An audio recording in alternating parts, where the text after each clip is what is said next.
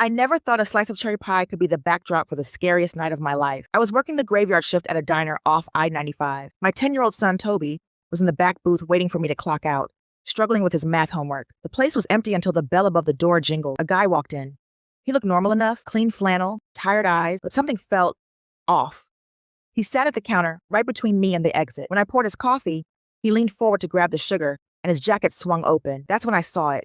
A massive hunting knife sheathed at his hip, and worse, dark, rusty stains on his shirt that definitely weren't ketchup. My heart hammered against my ribs. I looked back, and he was staring dead at Toby. A cold, unblinking stare. I wanted to scream, but I knew I had to keep it together.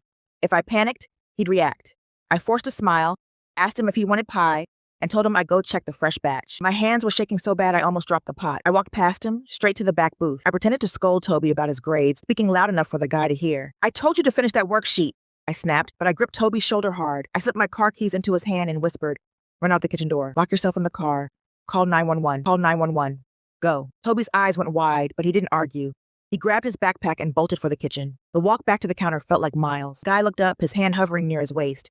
"Where's the kid going?" he asked, his voice like gravel. "Trash duty," I lied, pouring him a refill. "Kid's gotta earn his keep." 3 minutes later, blue lights flashed through the windows. The guy bolted, but troopers were already at the door. Turns out, he was one of 2 states over. I still can't look at cherry pie without shivering.